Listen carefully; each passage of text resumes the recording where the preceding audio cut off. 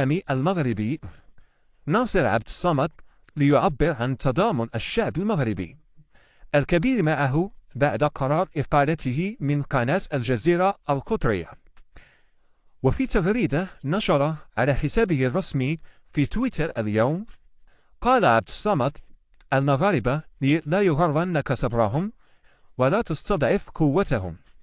فإن قعد الصحفي والإعلامي المغربي ناصر عبد الصمد ليعبر عن تضامن الشعب المغربي الكبير معه بعد قرار إقالته من قناة الجزيرة القطرية. وفي تغريدة نشرها على حسابه الرسمي في تويتر اليوم، قال عبد الصمد: المغاربة لا يغرنك صبرهم ولا تستضعف قوتهم، فإن قاموا لنصرة رجل فإنهم لن يتركوه إلا والتاج على رأسه، وإن قاموا ضد رجل فإنهم لن يتركوه إلا وقد قطعوا رأسه.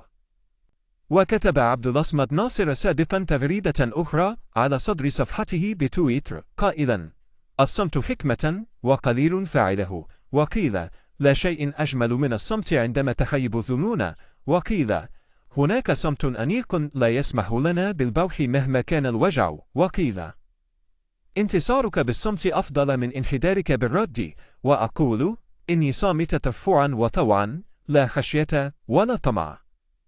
يذكر أن الإعلامي المغربي تمت إقالته من قناة الجزيرة بعد أكثر من 26 عاما من العمل بسبب تغريدة دافع فيها عن شرف المغربيات ردا على ما تروجه بعض القنوات الجزائرية التي تمادت في استفزازاتها اتجاه كل ما هو مغربي.